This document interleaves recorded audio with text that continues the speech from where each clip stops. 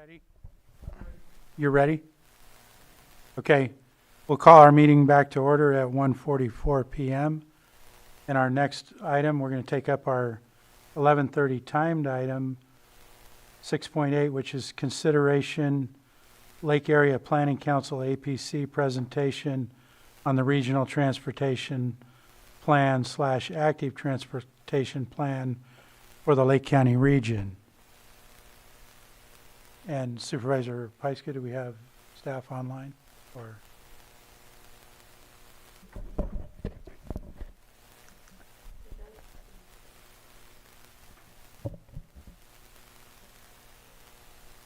I know I did not communicate with John about time-wise as far as our lunch break and us being approximately 2 hours behind schedule on his 11:30.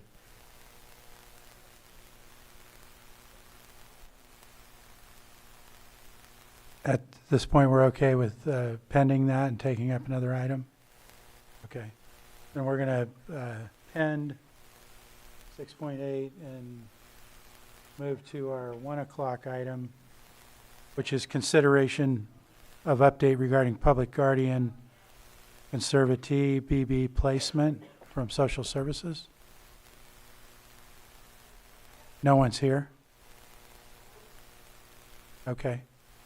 So we'll go ahead and pen that one and move on to our 6:10.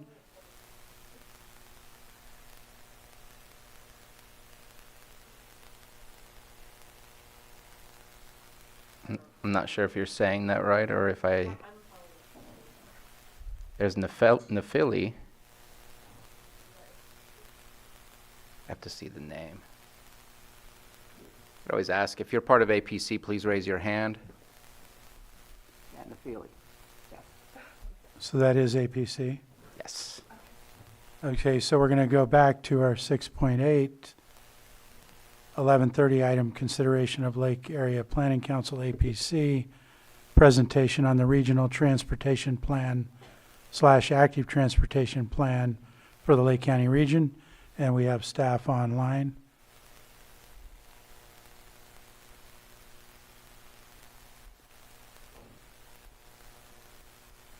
Hello.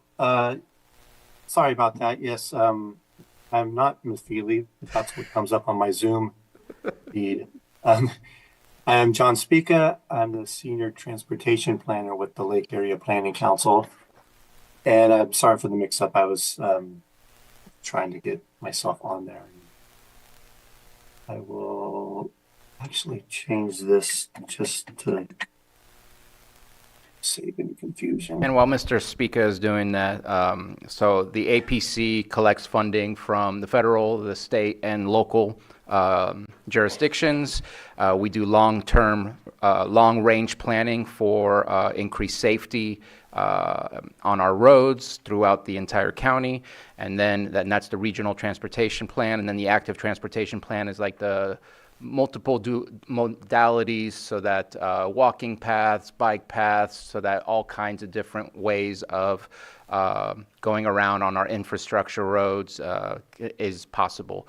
Part of the ATP, we just approved the multi-use path over in Middletown, so that's what part of those funds were used just recently, and just those are the types of things that we're looking at, and we're looking to get an update on both those plans. Yes, thank you for that, Supervisor Sabatier. Not sure, can you see my screen shared? Yes. Okay, great. It's a fairly quick presentation. Mainly, we're trying to get the word out that we are updating our Regional Transportation Plan and Active Transportation Plan. Again, my name is John Spica. I'm the Senior Transportation Planner for the Lake Area Planning Council. And thank the chair and the board for allowing me to present today. We are kind of giving this update roadshow, so to speak, before the Board of Supervisors, and I'm going before several of the advisory councils and town halls in the next couple of weeks to get the same kind of message across. But just the brief PowerPoint, I wanted to talk about. First, who we are, and it sounds like Bruno kind of already went over this. We're the Regional Transportation Planning Agency for the Lake County region. Our board is made up of locally elected officials, county supervisors, and council members from each of the two cities who make up the region, and then there's two at-large members.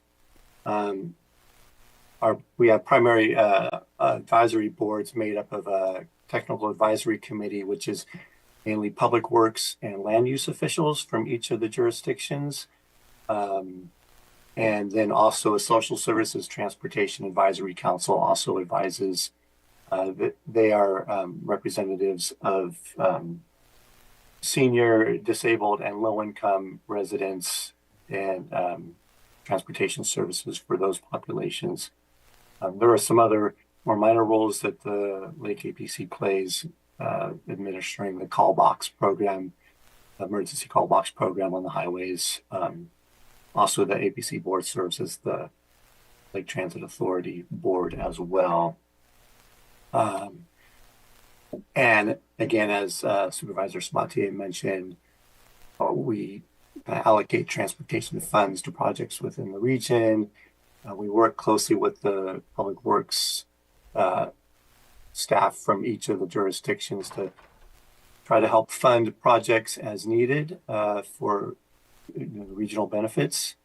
And one of the main things we do are prepare planning documents, and the biggest of those are the Regional Transportation Plan, which gets updated once every 4 years. It's a 20-year planning document that basically covers all modes of transportation.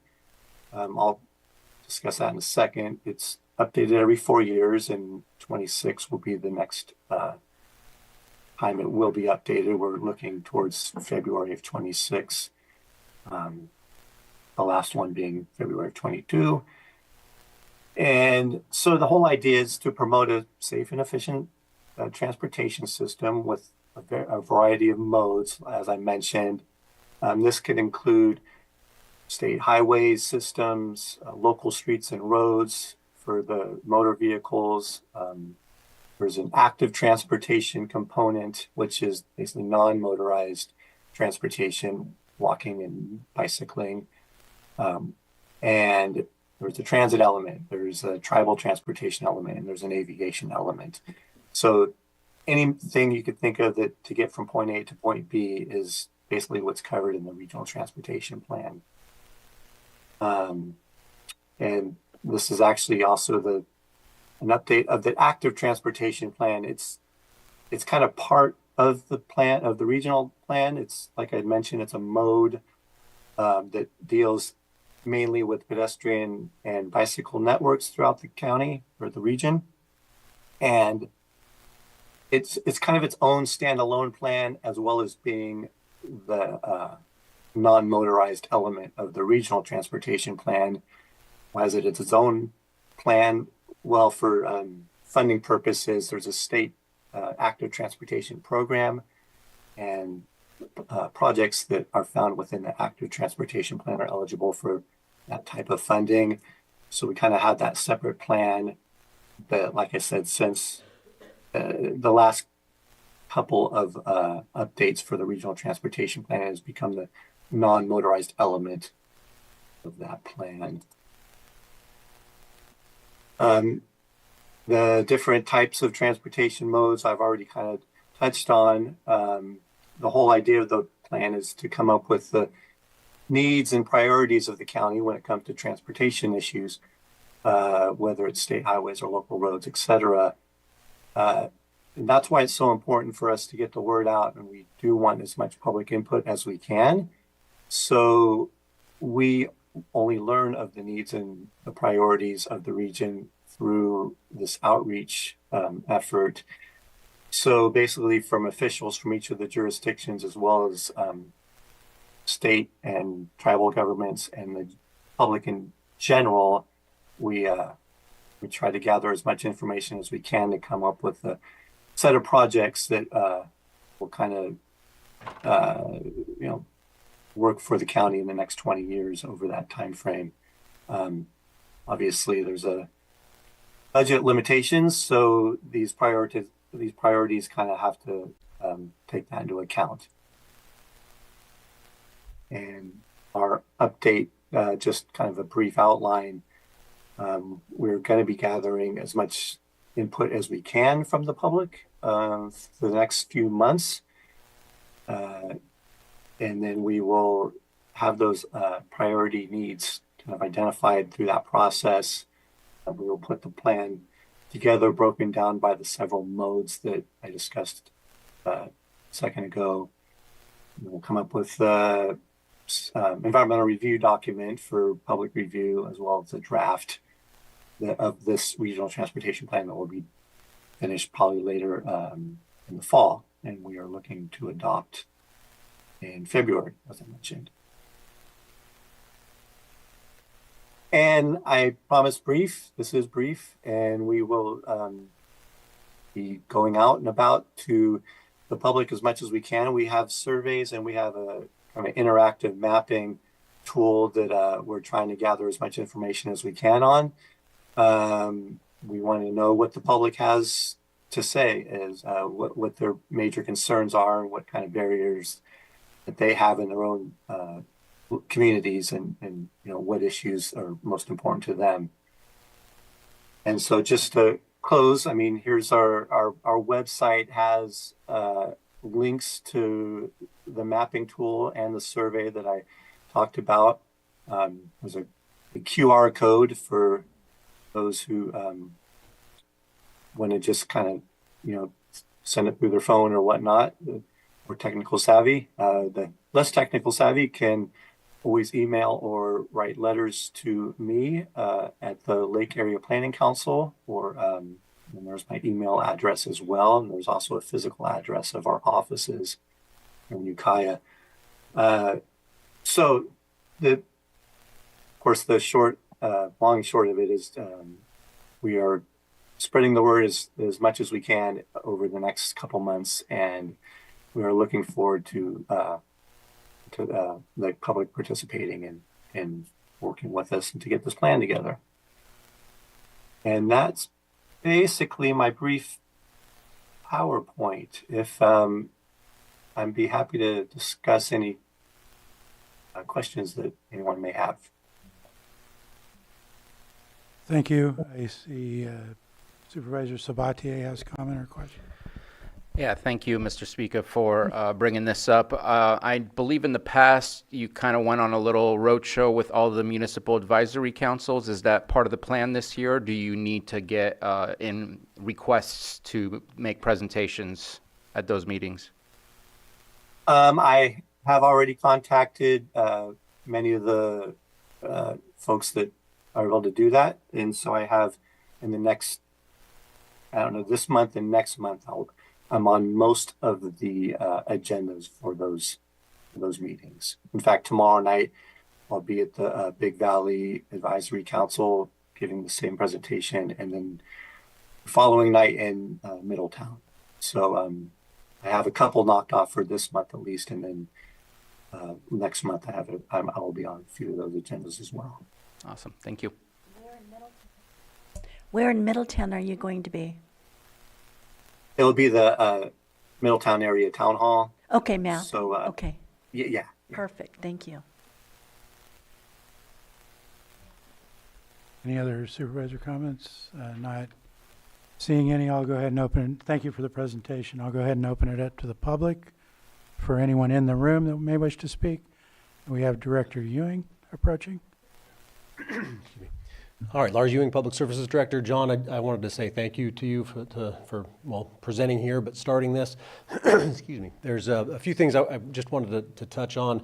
I look forward to working with you, John, on getting really the trails component of this emphasized. A few recommendations for that. We have the Konocti Regional Trails Master Plan that is a decade old or so, and the recently drafted Parks, Recreation, and Trails Master Plan that still needs to come back to your board for final adoption.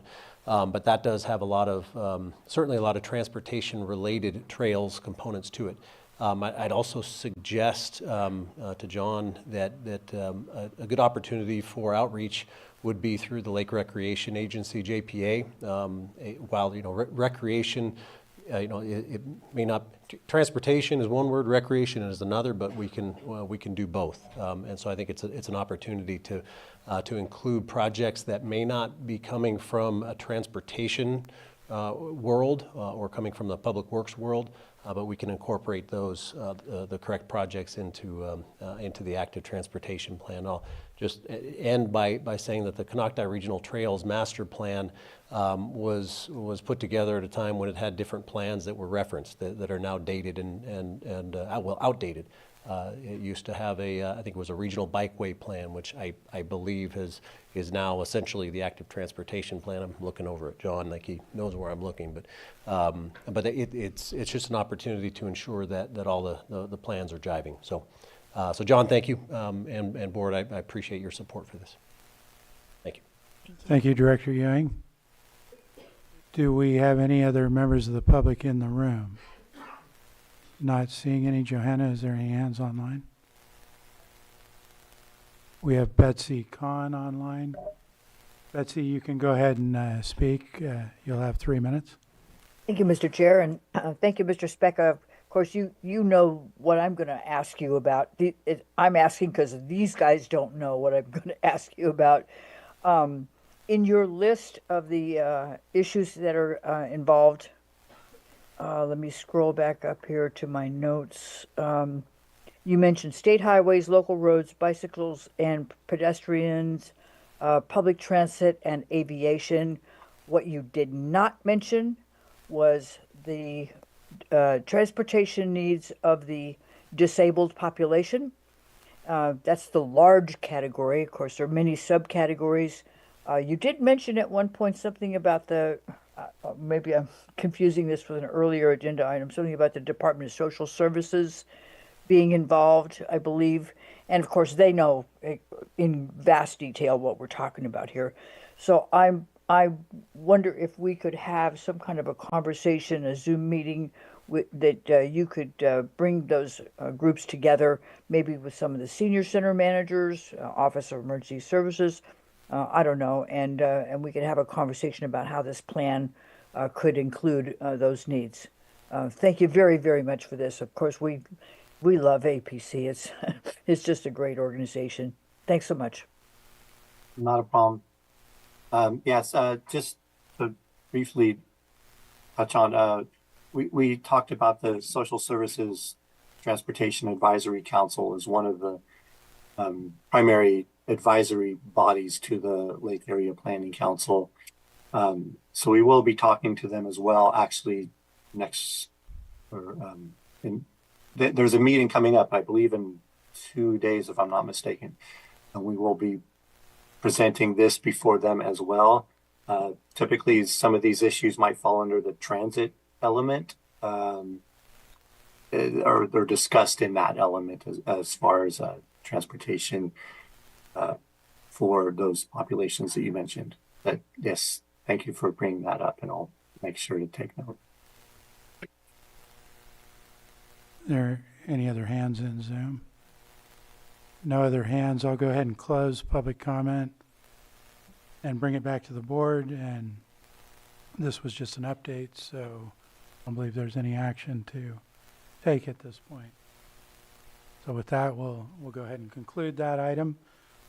And next, I'll call our 6.9 1 p.m. item, consideration of update regarding public guardian conservatee BB placement.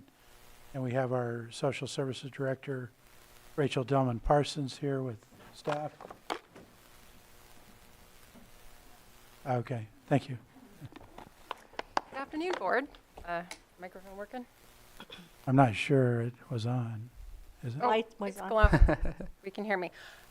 So it should be a quick couple agenda items here. For background purposes, BB is a conserved individual who was released directly from jail, and he is also a 290 registered sex offender. So although he has Medi-Cal, it has been difficult to find a placement for him. And we don't have any external funding sources beyond Medi-Cal to pay for his placement in a long-term care facility. So your board authorized patch funding for 6 months in the amount of $30,000 and requested quarterly updates. So I'm here to bring you a quarterly update. So we've been working on stabilizing his medical condition, and he is now stable, which should be making it easier to find a placement for him. My staff contacted over 90 facilities in the state of California and identified 39 of which are potentially suitable for his placement. He cannot be within 1 mile of a school, so anything within a mile of a school is off the list.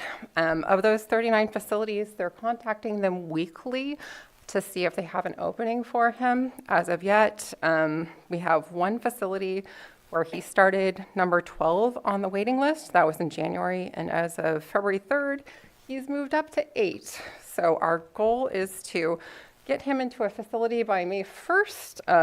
That movement is looking good. We are hopeful, and if we don't have that in place, we'll come back to your board with an update in April.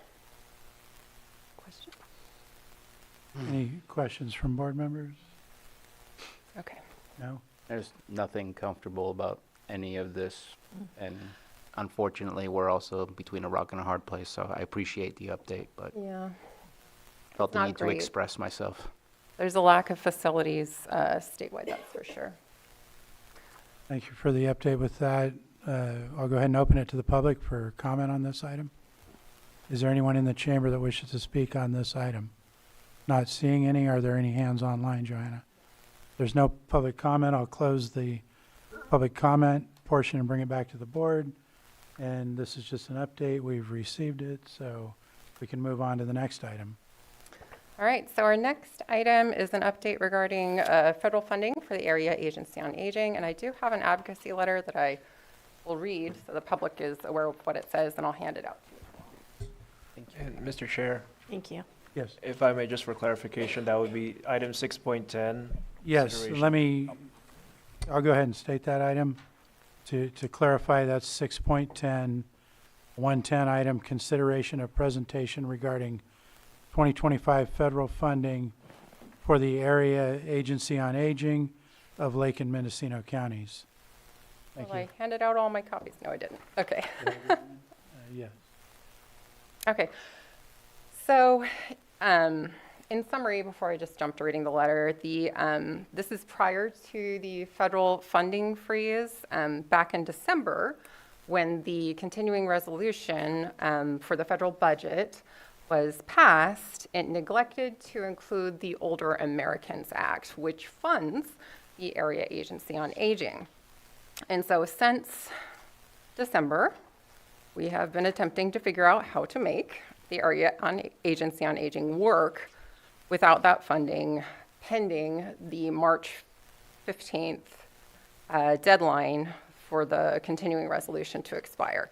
On March 15th, either the federal government will pass the new budget or continue the resolution.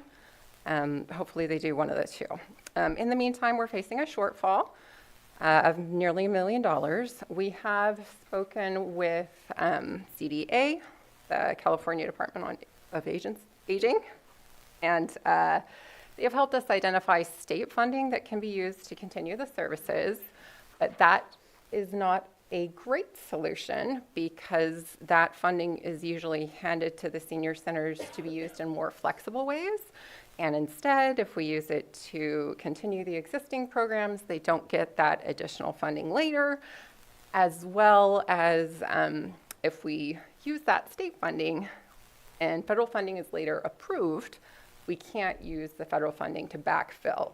It's double dipping essentially. So if we touch the state stuff and then later federal is approved, we could only use it going forward. There's also a contracting process that would need to occur with our senior centers that will be lengthy and potentially delay payments to them. So we're waiting until the very last minute to decide if we have to go for the state funding in hopes that it resolves prior to that. But If not, we have notified the senior centers of what's going on, so they're aware. And just for your knowledge, the programs that the AAA funds include the Senior Center Meals Program, which includes Meals on Wheels. That is one of the most visible programs. Alzheimer's daycare, information and assistance, legal services, family caregiver support, Tai Chi, and also provides our long-term care ombudsman.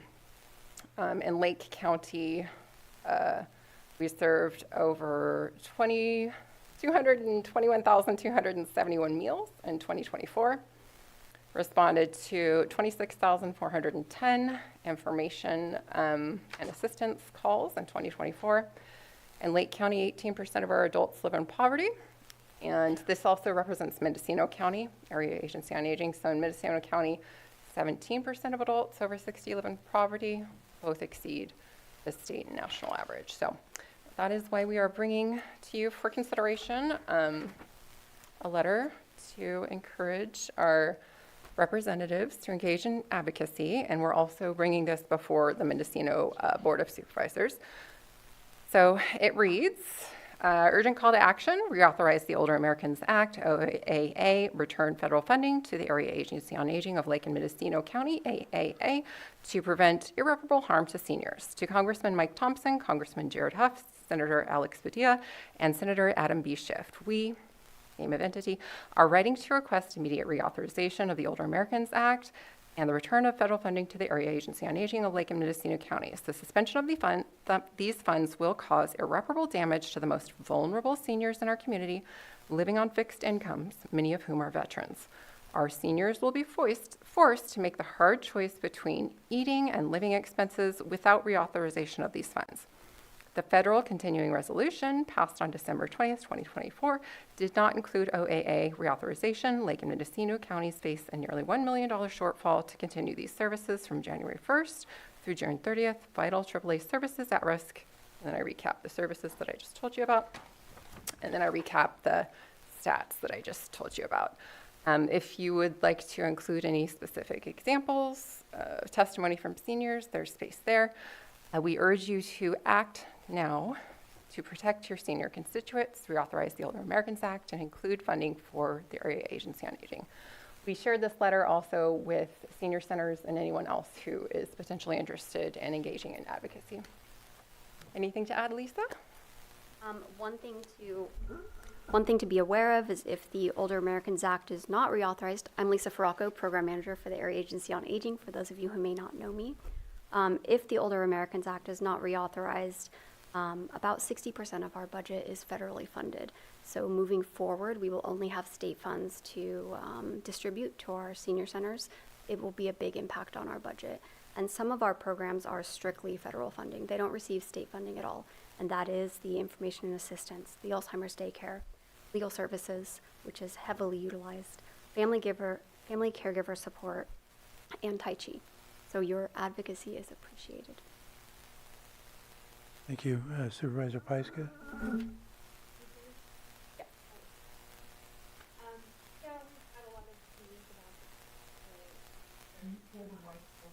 Sorry. Yes. Sorry, Sam. Yeah, we've had several conversations with this, about this with AAA. It's very disheartening. So many of our seniors rely on these services. Lisa mentioned the legal services. We have seniors under attack for fraud right now. And, you know, the calls that people are getting, the baiting, the phishing, like all those scams that are impacting our seniors, we have legal services provided. And that's a lifeline to them when they have questions, if they're not sure if something's real or not, or if they're being taken advantage of. This is a really vulnerable population. And I don't think you mentioned your staff time is also covered by this. Yes, our administrative staff time is also covered by this. None of my staff need to be worried about losing their job. I have plenty other things to do at social services, but yes, there would be less staff to dedicate to the services to our seniors, including long-term care ombudsman. She has managed to recruit several volunteers, which is wonderful, but she does a lot of work herself that would be at risk. Yeah. So it's really important. We have higher levels of senior population, or our senior population is higher than so many other counties. I think we're at 26%, 27%. I quoted the in poverty, not the total amount Right. who are considered aged, but. Right, but the senior centers are also a place where people gather and they get that social interaction, they get out of their homes. So there's a lot here that we really need to support our seniors. I have had a conversation with Congressman Thompson and Luca about this, so the next step is for all of us to be advocating with these support letters, and the Mendocino Board should probably follow suit too. And if I might add, the Meals on Wheels program is the only social interaction that many of our seniors get. We had a situation at one of the senior centers recently where their Meals on Wheels driver noticed that the person didn't come to the door. So they called the senior center contacted them. The person had fallen in their home and could not get to the door. And so they were able to send help to help that person because that Meals on Wheels worker had been out there and the contact wasn't made. Yeah. And a lot of those drivers are volunteers. Yes. Yeah. Supervisor Owen? Yeah, I'm just wondering, with this being so important, how did it get missed and not put on the request in December? It was part of the original federal continuing resolution, and it's part of what was cut in the final deal that was made. Prior to December? Back in December. So we're talking the federal budget process, and instead of agreeing on a budget, they agreed to a continuing resolution. Original proposed continuing resolution did include this. Many things were cut out of that before both parties agreed to a final continuing resolution, and this is part of what they left out. Oh, dang. I don't know why. Okay, I couldn't begin to guess. okay. It's not a good outcome. Supervisor Sabatier? Not a good situation, and don't even know what the answer is if nothing changes at the federal level. And to be honest, I'm not expecting much to change, as I'm hearing the minority party is looking to change their position and try to block new budgets in order to stop the things that have been happening currently, which means we're involved in a game where it has real impacts here for our seniors, and that really sucks. But I guess my main point for this is you have a letter here, you're asking for us to advocate. I'm not sure that we can approve a letter today with the way the agenda is written. Are you asking us to do this on our own? Does this need to come back next week so that we can still get it in front of them by March? I just want to kind of check in and make sure what do we want from here today and what can be done today. If I may, Supervisor Sabatier, Mr. Yes. Chair. If one option for your board is to direct staff to come back with a finalized letter of support, because I do see some highlighted portions here that may need to be substantively filled out for your board's consideration if that is what staff is recommending as far as an actual letter of support that would come from the county, signed by the chair, to go out to these recipients or addressees. Okay, I can totally do that. We're coming before the Board of Supervisors in Mendocino in 2 weeks. Yeah. So my concern with that is that fit the timeline of, see, this is pretty important. We don't have a meeting next week. So our meeting after that would be another week out, so. It's the same day as the Mendo Board of Soups. They chose to put it on consent agenda, Okay. so I don't know that it will take up much time. They said I could speak during the 3-minute public comment. Which we could do the same on the following, after the last week of February. Okay. And the other, in looking at the recommended action, it seems like we can just have consensus to make sure that we're advocating with our lobbyists on this issue. Is that, Well, we did talk with the lobbyists about this and during the governance meeting, and they are tracking it, and we did reference this as it's under one of the priorities, sort of as a So it's already sub-priority. So they're sufficient. working on it. I think we just bring the letter back and we can put it on consent for next time. Sounds good. so Yes, go ahead, Supervisor. Sawyer. I was thinking the exact same thing. I know we talked about it, but I didn't have it's under protecting county administered safety net programs. So it definitely is already within the confines. Yeah, but we specifically talked about it, and Rachel did a presentation, if you remember. So then we have consensus to bring it back for our next meeting on consent, I think, to finalize the letter or approve the letter. Sounds Yes? good. Okay. Yes, please. Now I haven't opened public comment yet. I believe we're done with supervisor comments. And is there anybody in the chambers who would wish to speak on this item? Not seeing any. Johanna, do we have any in Zoom?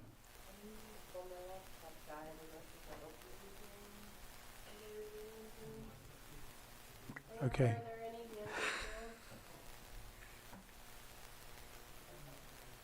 No hands? So I'm going to go ahead and close public. Hang on. There's a hand. Then Betsy Kahn, go ahead and speak, Betsy. Thank you, Mr. Chair. And I want to say that I understand that every one of you deeply appreciates the reality that all this is about. I don't doubt your awareness and concern for 1 minute. I do want to say, for the sake of informing the public and making sure that this is clearly understood, the existing services, the ones that were already in place before this cut, are so meager. The waiting list to get that legal services is so long. Getting activism on the part of disabled assistance programs, you can wait 2 years. These are meager programs to begin with. I would urge you all, in addition to just lobbying and that sort of thing, to really take up the subject of the situation for the 20,000 older adults in this county, according to the World Census, accessed online yesterday. 20,000 adults in Lake County, of which this 27% are the what you consider to be the population, but so many of those are living not just at the federal poverty line, but within the nearest range of eligibility for food stamps, for example. We really have a serious problem here, and thank you for letting me advocate to you on behalf of everyone of our age group. Thank you, Betsy. Are there any other hands, Johanna? There's no other public comment. I'll go ahead and close public comment, bring it back to the board, for which I believe we already have consensus. Yeah. So there's, what's that?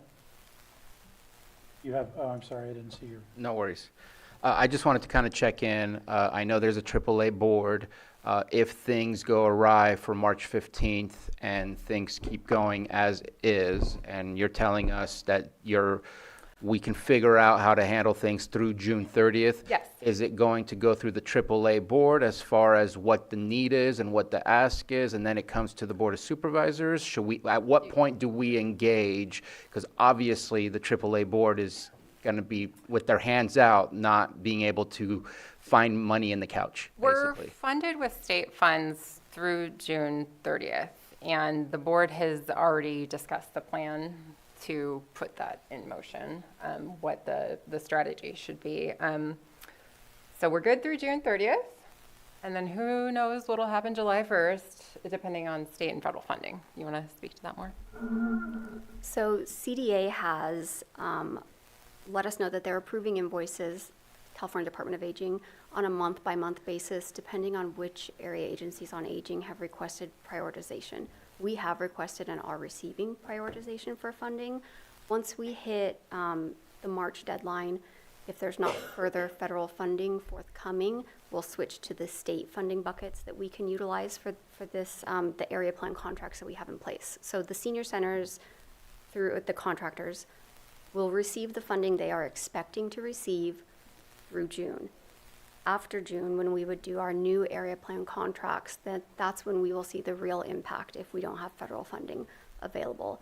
At that point, we will engage with our governing board prior to that point. Our governing board to ask their recommendation, and then depending on what our governing board decides for us, we will approach the counties with whatever the ask may be at that point.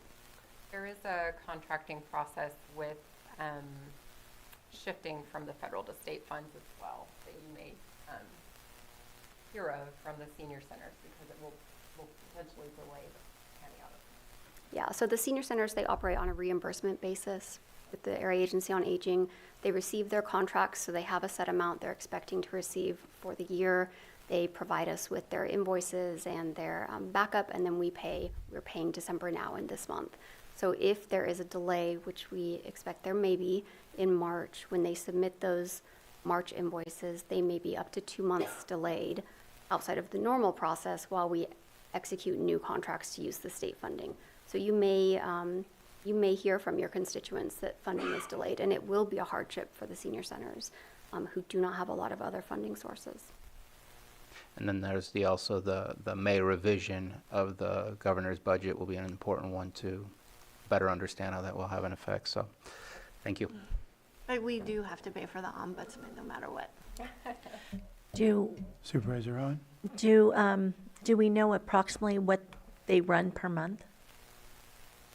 The senior centers, their budget, what do they normally collectively throughout the county? We don't provide all of the funding. We're a single funding source. We're not the only funding source for the senior centers, so I can't speak to their total budgets. The Area Agency on Aging area plan funding, which is just one of our funding cycles that we have, is approximately $1.8 million for the 2024 fiscal year for Lake and Mendocino counties. And about 60% of that is federal funding. Okay. When we asked about meals per month, if we could figure out just a way to cover the meals, wasn't it $80,000 or $90,000 a month? Yes, if we're just covering meals, so that will leave those programs that are strictly federal funded with no funding at all if you're only covering meals. Yes, it was about somewhere between $80,000 or $90,000 to cover just the meal portions of the area plan contracts that we currently have in place. Per month. Thank you. Okay, I believe we have consensus on that item. Thank you. Thank you.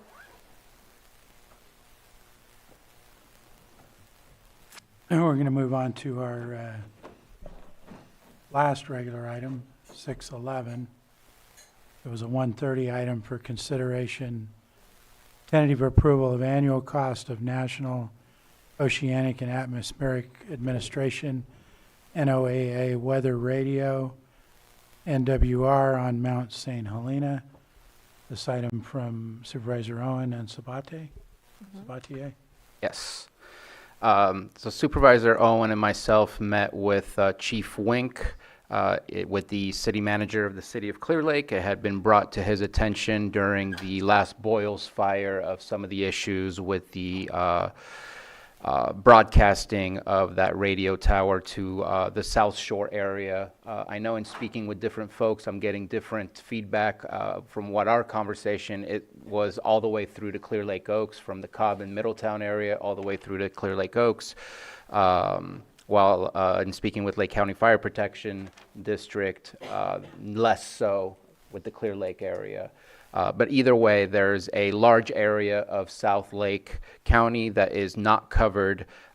If all other levels of communication goes away, these towers would have a capability to continue for our first responders to be able to communicate, also collect weather information, which we don't have in that area. I'm learning as I go. For this specific topic, I know that Middletown Rancheria had obtained a grant that would have paid for the equipment in the first 3 years of rent. The rent would be renting the infrastructure that already exists on top of Mount St. Helena, which our sheriff also rents out for some of their other communication. And it would have cost about $16,000 per year. and that grant funding would have covered the equipment in the first 3 years. What was asked was who's paying for it afterwards. The grant, from what I understand, did not allow us to use the grant until there was a better commitment for the future costs of the rental. And there was, we were unable to find, or those involved in the conversation were unable to find where the continued funding would come from. So today, I am looking to see if we can, I didn't want to re-engage with our federal partners, Mike Thompson's office, Congressman Thompson, CAL FIRE, and others to, again, bring this back to us without having some sort of commitment that we're interested in making this cross the finish line. That doesn't mean that we want to pay 100% of the entire cost. That doesn't mean that we don't want to negotiate, but at least that there is interest to ensure that we have redundancy in our ability for first responder communication to be continued during extreme events, disasters, and so on.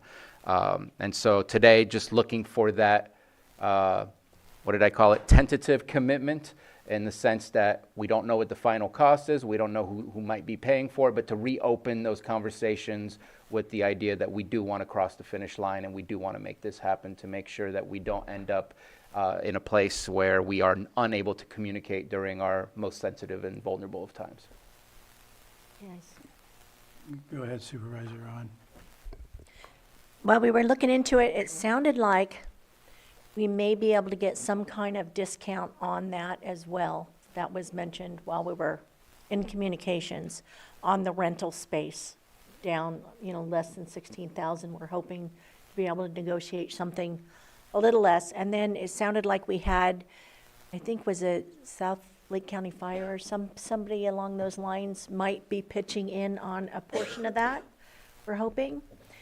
And I was also still concerned about some areas like out Morgan Valley that might still have dead zones, and we checked into it. And if that does occur, we can add to this tower as well to have it, to be able to cover some dead, if there's still some dead zones in some areas. And real quick, I do believe that, I can't see Zoom, but I believe that Chief Paul Duncan and our OES, Leah Stottlet, is available as well to respond or add to the conversation.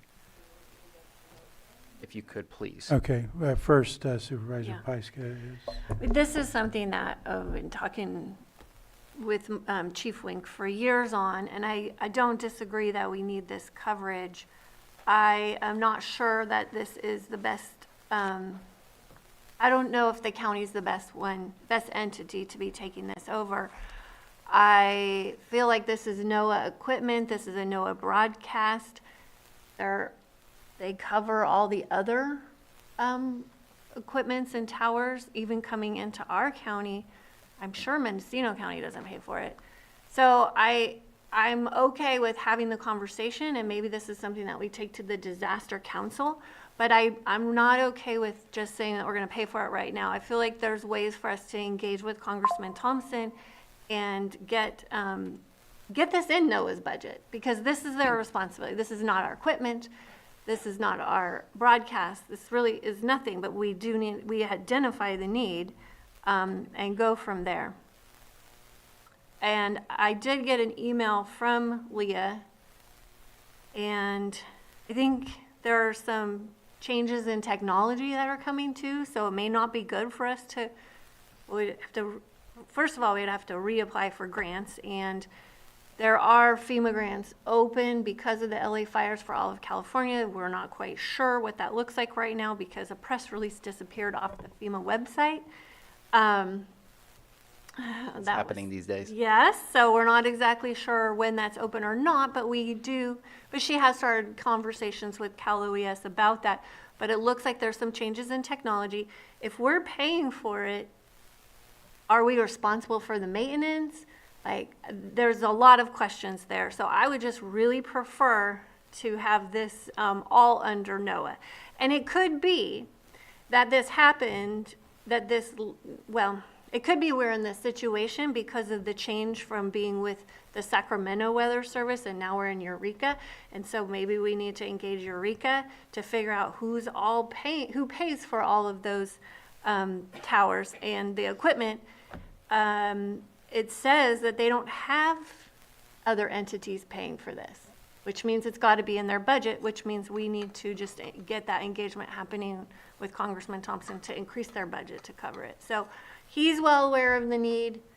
This conversation is not a new conversation. It's old. I would just suggest maybe we take a deeper dive into this at the Disaster Council, but in the meantime, have our local OES looking at some of these other options. And I do not disagree with your comments. If there's new technology, and we need to negotiate for what's the best term in getting this accomplished. The facts of the matter is there are some dead zones in communication, and we need to look at trying to figure out how to fix that for future disasters. And again, don't disagree with anything that you just said. Yeah, my comments on this, I was actually involved in my previous job when the Disaster Council was looking at, I don't know if it was exactly this project, It was similar. but it was very similar. Even got to the extent of radios that were purchased and handed out. And then I'm not sure exactly what happened from there. But I do have a lot of questions about the reach. I mean, do we have a map of where this reaches to? What are the dead zones? I think there's a lot more research to do with NWS up in Eureka. I know I regularly listen to the NOAA weather radio that is broadcast from Laughlin Ridge in Mendocino County that reaches the Lakeport area of our county. It was my understanding that that's their facility. They maintain it, they pay for it. So I think this is important. I think we need to be working on it. I think it's a resource we should have, but I think we need to do more follow-up investigation on all of these details and possible funding sources. If for some reason it's not NOAA, then maybe there's other sources that the OES can, or the county can access. So I think it's important. I want to work on it. I just think we need to do some more work before I'd be ready to say, agree to spend X number of dollars that I don't know if that's even in the range right now. So that's where I'm at right now. Do you have information or a direction we should go to? Because I'm new.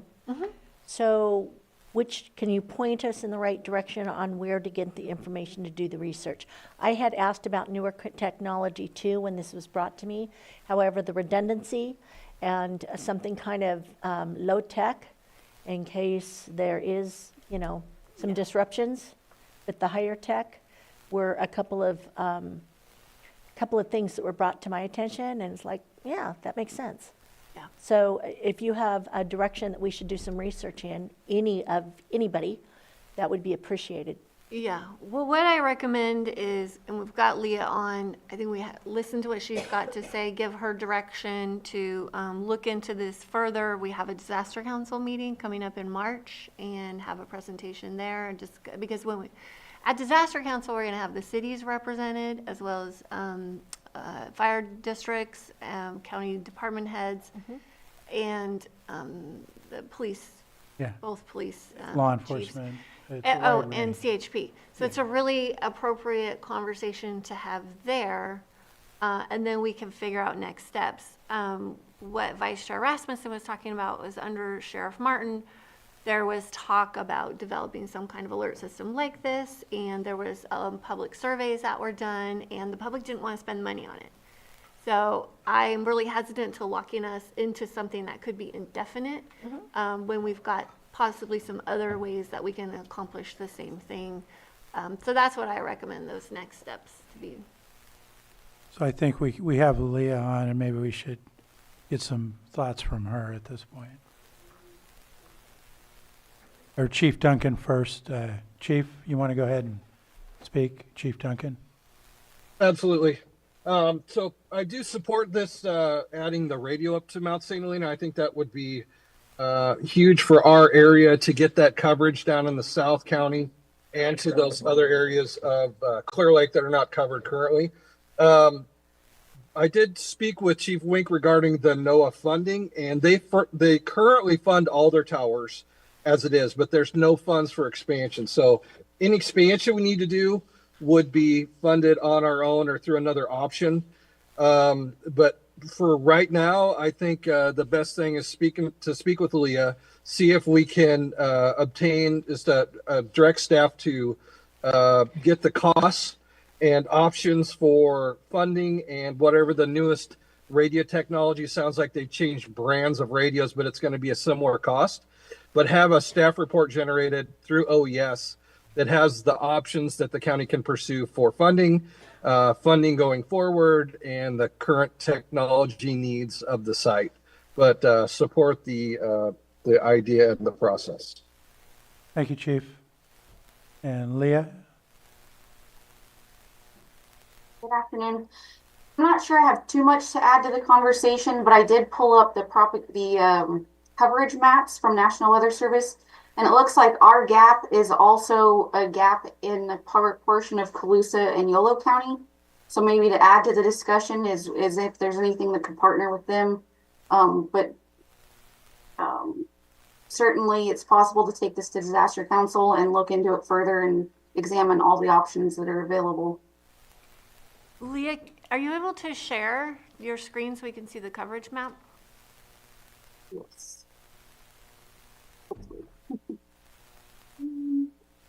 What was the other county besides Colusa? Yolo and Colusa.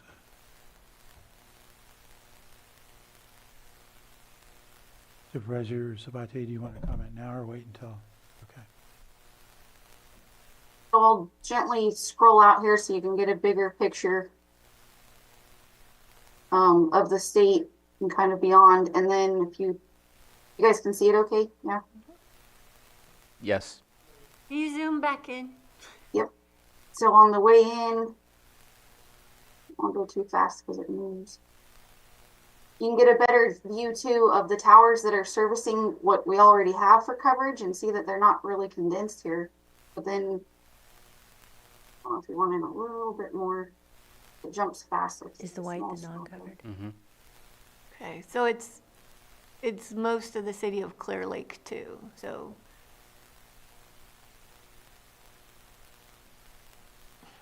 And I don't know if that represents, if we put something on Mount St. Helena, what the coverage would be. And I think that's what we also need to find out is what is the extent of a broadcast from that elevation with all the other slopes that might be in the way, even though I hear because it's low tech, the slopes aren't, it's kind of like AM radio versus FM radio. Correct, and I think that that's possible to get a projected coverage area. Any further, Leah? I think part of the discussion, you know, if we were looking at the whole picture too, would be to maybe check out cell phone coverage and how that's evolved over the last 5 to 10 years. At the same time, this discussion has been kind of going on because some of the same technology or similar technology is, you know, we can send out the WIAs. None of it's 100%, but it might be worthwhile, especially with the expense that we're looking at with this, just to kind of overlap it and see if maybe there's already enhanced coverage from the increase in cell phone towers that might kind of cover what we're looking for here, what we may get out of a tower. Just part of the discussion. Thank you. And I think before we have our meeting with the Disaster Council, we should have, do some outreach to Congressman Thompson's office too and figure out, you know, maybe we just get the budget increased so that they can do their job with their equipment. I think that's the easiest thing to do. Yeah, I think that's a good idea. So put in a request to NOAA to, Well, I think they're saying, Noah's saying they don't have the budget to increase, that they do this for every other Well, tower I and understand, equipment. but I meant we'd first ask them and then ask them to ask for an increase in their budget, or No, would no. we go to them? We asked Congressman Okay, Thompson, to increase it. because he can help get that federal Thank budget you. increased. Yeah, I agree, that's a good step, and I'm still in favor of having this in front of the disaster council to get more, also help get more public feedback, from the community. If Sure. it's discussed once we're ready. But in the meantime, we could have Matthew do some outreach and find out, Correct. if that's something that can happen. Supervisor? I just got off the phone yesterday. I think it was yesterday that I spoke with Luca from Mike Thompson's office, so he's definitely aware that this topic is being discussed. In fact, he was already talking to me about the topic, and so definitely on their purview, has been for a while because of past conversations. I'm happy to pass this on to the Disaster Council. I think it has the two supervisors who are most impacted by the lack of coverage. And so I think any discussion that leads to a solution, no matter what that looks like, that way we can either get options brought back to us if we need to figure out what our role is, or if it gets done for us. But I definitely do not want this to drop with no solution. I think we need to keep pushing just to make sure that we can get that coverage. Oh, I did want to add one last thing. In all of the agencies that were listed, I'm not certain if Middletown Rancheria is part of the Disaster Council, but I definitely want to re-invite them into the conversation because they had already had access to grants to help out. And I think that they are just as impacted as our county unincorporated jurisdictions in the lack of coverage. So I think that their voice and their participation is necessary. Now, tribes aren't part of the disaster council currently, but we will bring them into the loop. Mr. Carter? And Matthew Rothstein brought to my attention that we're also in talks with Congressman Thompson's office about community project funding for this, if available as well. So we're looking at other angles as they become available. Could we get a 99-year lease? I agree with Supervisor Sabate. I don't want it to drop. I just think we need to do some more work. So I'm good with doing that follow-up that was described. I think we have consensus on. Do we need a motion? Did we do public? Yeah. I haven't done public comment yet. Yeah, it can be done by consensus direction of staff. Okay. Okay, at this point, with no further from the board, I'll open up to public comment. Is there anyone in the room who wishes to speak on this item? Seeing none, Johanna, do we have any hands on Zoom? Hang on a second. No hands on Zoom? Okay, I'll go ahead and close public comment and bring it back to the board. And Anything further? in looking at Johanna, I just want to make sure we're clear on our consensus.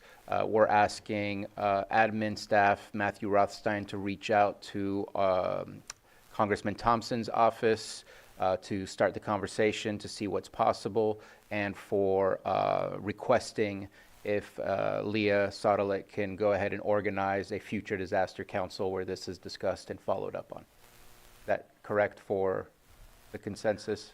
Well, yeah, and if she could do some more investigation too before the disaster council.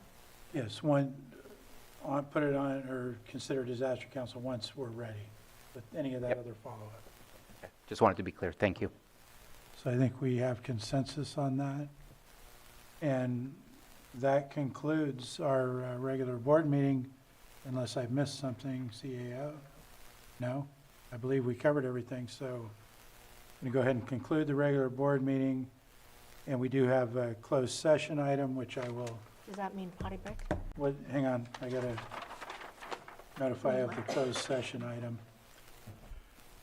We're going to go into closed session at this point on our 8.2 item, which is conference with legal counsel, existing litigation pursuant to Government Code Section 54956.9 D1-FERC, project number 77, Potter Valley Hydroelectric Project. And we're on break, and so we reconvene.